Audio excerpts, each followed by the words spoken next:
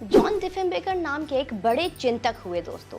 Parliament यानी कि संसद को लेकर उन्होंने एक सूक्ति कही। नमस्ते भारत, कैसे हैं आप लोग? आइए जानते हैं आज के वीडियो का विषय क्या है। लाइक कर दीजिए। उन्होंने कहा कि parliament is more than procedure, it is the custodian of the Nations freedom. इसका हिंदी अनुवाद यही है कि संसद संसदीय कार्रवाई महज नहीं है, यह उससे बढ़कर राष्ट्र की स्वतंत्रता का अभिभावक है। 18 सितंबर 2023 से संसदीय अध्याय में एक नया अध्याय जुड़ गया। कल संसद के उस 5 दिवसीय विशेष सत्र की शुरुआत हो, जिसकी चर्चा महीने भर पहले से थी। चर्चा थी कि सरकार इस सत्र में कुछ बेहद चौंकाने वाले चीजें पेश करेगी। संसद के पहले दिन, जैसा कि पूर्व सुनिश्चित था कि सत्ता पक्ष और विपक्ष संसद भवन से जुड़ी 75 साल के इतिहास पर चर्चा करेंगे। एक वोटर की तरह हमेशा हम यही चाहते हैं कि संसद भवन में जो बैठे वो संसद भवन की गरिमा को समझे।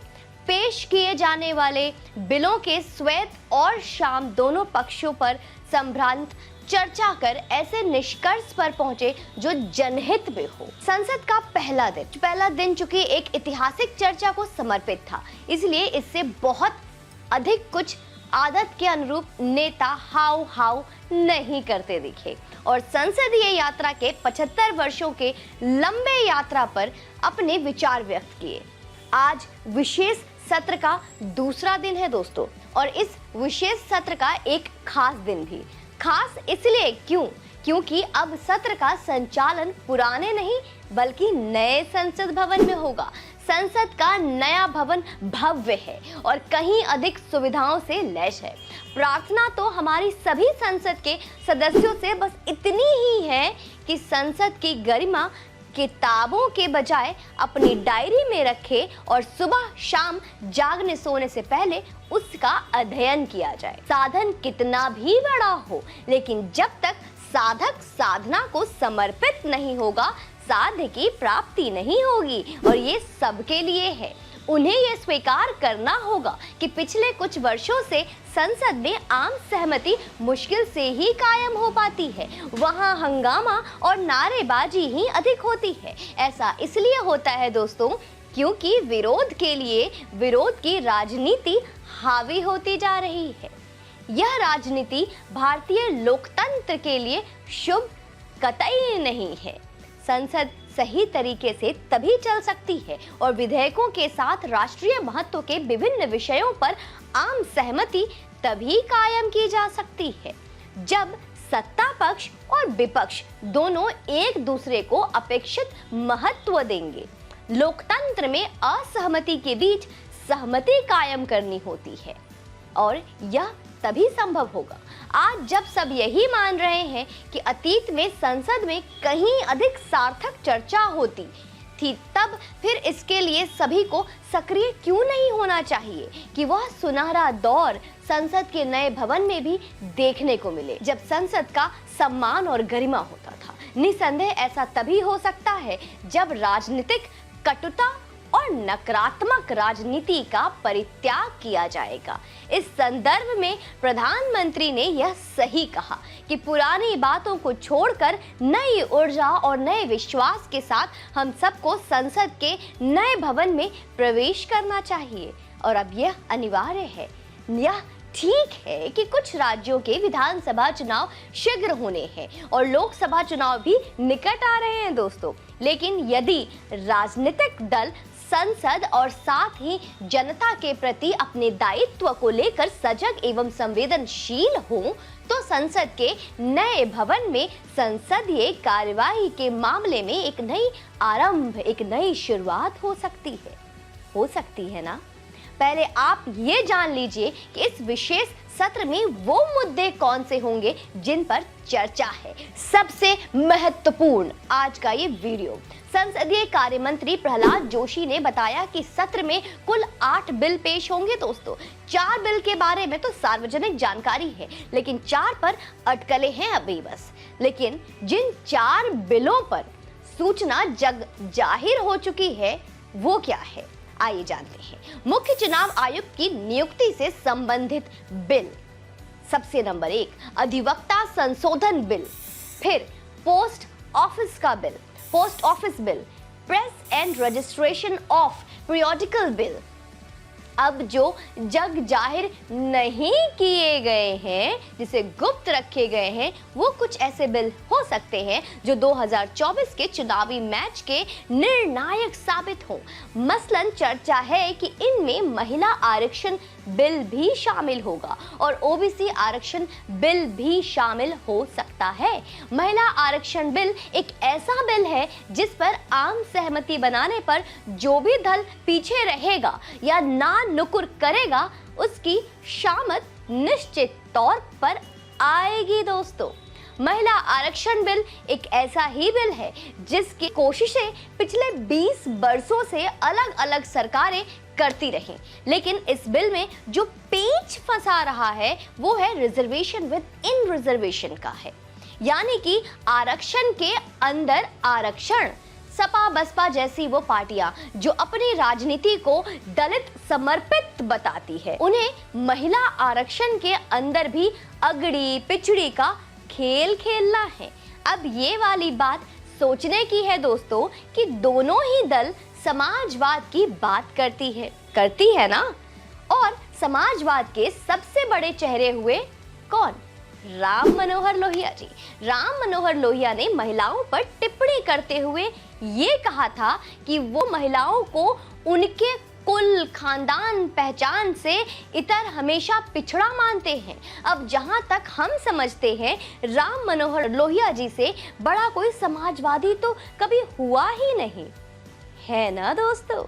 तो महिला बिल आरक्षण अगर बिल ऐसे किसी पेच के संसद में कानून बनकर उतर जाता है तो ये भारतीय राजनीति को एक ऐसा दिशा देने वाला निर्णय साबित होगा। वैसे भी हमारे देश के प्रधानमंत्री नरेंद्र मोदी के बारे में हम बात करते हुए ये अवश्य कहते हैं कि ये चौंकाना उनके व्यक्तित्व में है। उदाहरण के तौर पे बहुत कुछ है, बताने की आवश्यकता नहीं। वो कई बार ऐसे फैसले लेकर आते हैं, समर्थक वाह वाह करते हैं और विरोधी आह। उनके शासनकाल पर अगर एक सरसरी निगाह डाली जाए तो उनके जन कल्याणकारी योजनाओं में अधिकतम समय महिलाएं केंद्र की भूमिका में रही है। फिर चाहे हर घर नल, हर घर जल हो या हर घर शौचालय हो या स्वयं घर ही क्यों, महिलाओं के नाम रुपए की रजिस्ट्री से लेकर उज्ज्वला योजना तक की गाथाएं संकेत तो यही करती है कि राष्ट्र विकास से के उनकी परिभाषा में विकास के रिले रेस का बैटन महिलाओं के हाथों है। अगर इस बिल के इतिहास में नजर डालें तो इसकी कहानी दोस्तों 12 सितंबर 1996 को आरंभ हुई, जब केंद्र में एच.डी. देवगौड़ा की सरकार ने 81वें संविधान संशोधन विधेयक के रूप में संसद में महिला आरक्षण विधेयक को पेश किया था। उस समय वीडियो को अंत तक देखिएगा, बहुत इंफॉर्मेटिव है।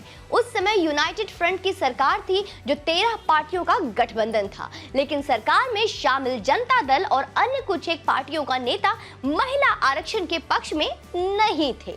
इस विरोध की वजह से इस विधेयक को सीपीआई की गीता मुखर्जी की अगुवाई वाली संयुक्त समिति के समक्ष भेजा गया। बोला था ना वीडियो में बहुत कुछ ऐसे पन्ने पलटेंगे। इस 31 संसदीय समिति में ममता बनर्जी, मीरा कुमार, सुमित्रा महाजन, नीतीश कुमार, शरद पवार, विजय भास्कर रेड्डी, सुषमा स्वराज, उमा भारती, गिरिजा व्यास, राम गोपाल यादव, सुशील कुमार शिंदे और हन्ना मोल्ला शामिल थे दोस्तों।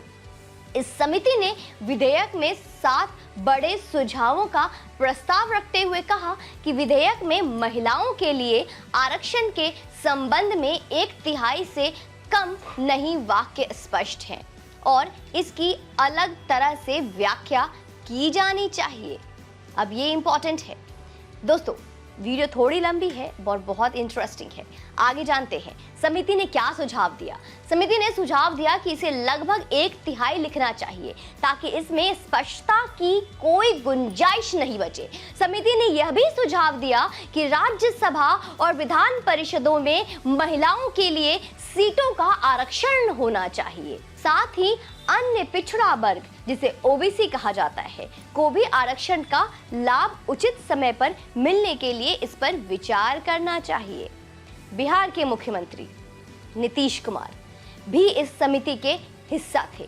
उन्होंने महिला आरक्षण विधेयक का समर्थन किया? नहीं, विरोध किया, और विरोध करते हुए असहमति नोट में कहा था कि यह विधेयक अनुसूचित जाति एवं अनुसूचित जनजाति की महिलाओं के लिए आरक्षण की बात करता है। यही तो दिक्कत है, चीजों को तोड़ा ममोड़ा जाता है। हाँ, मेरा मानना है कि ओबीसी की महिलाओं को भी आरक्षण मिलना चाहिए, इसलिए 1/3 आरक्षण में ओबीसी की महिलाओं को भी शामिल किया जाना चाहिए।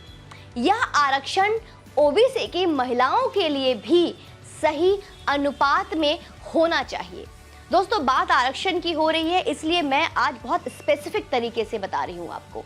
16 मई 1997 में लोकसभा में एक बार फिर महिला आरक्षण विधेयक को लाया गया, लेकिन सत्तारूढ़ गठबंधन के भीतर ही इसके विरोध में आवाजें उठने लगी।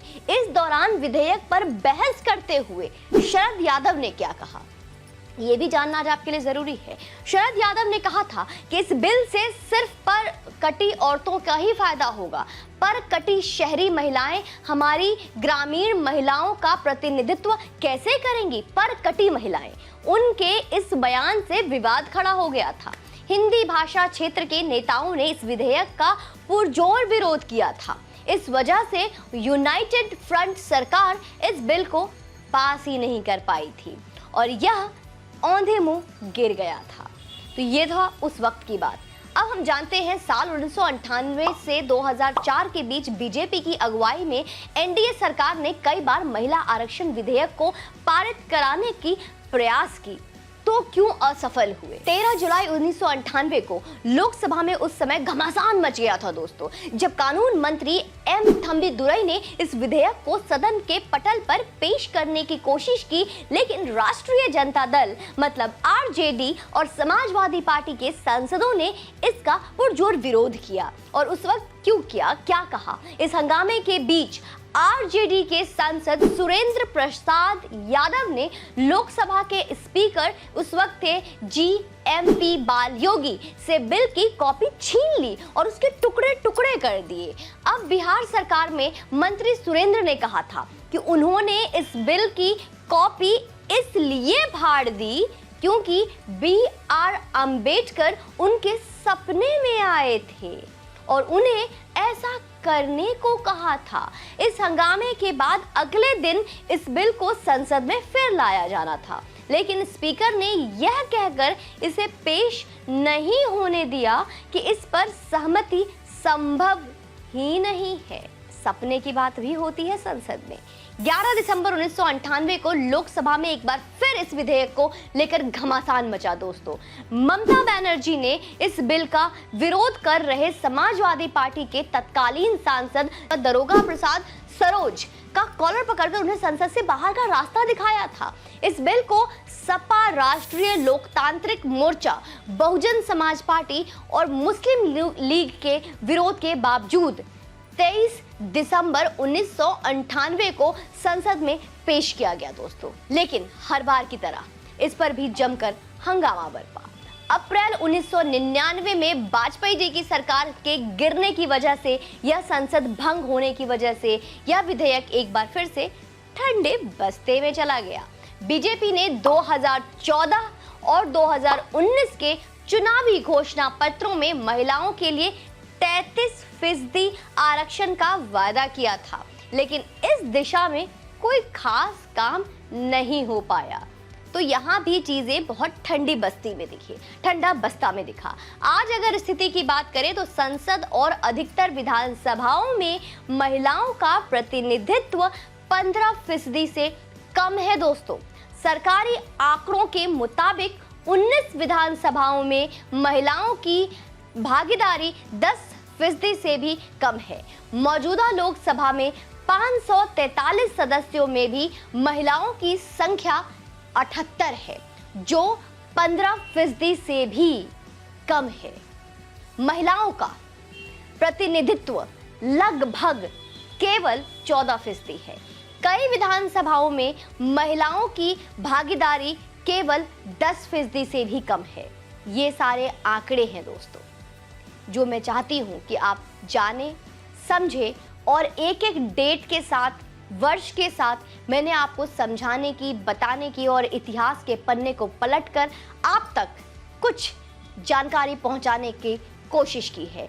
मैं आशा करती हूं कि ये वीडियो आपके लिए बहुत जानकारी से भरपूर होगा और आपने इस वीडियो को डेफिनेटली लाइक किया होगा और बहुत कुछ सीखा होगा। तो मैं आपसे यही बस रिक्वेस्ट करूंगी कि वीडियो को शेयर करें, लोगों तक पहुंचाएं और जिनके पास वीडियो नहीं पहुंच रही है उन तक भी आप पहुंचाएं। यूं ही अपना समर्थन दें, प्यार दें और आप सभी को जिन्होंने मुझे पर्सनल डीएम में आके मेरे जन्मदिन की मुझे बधाई दी है कल, उनका बहुत बहुत आभार और धन्यवाद। आपकी जन्मदिन की बधाई मुझे मिली और मुझे बहुत प्रसन्नता हुआ। जय हिंद, वंदे मातरम।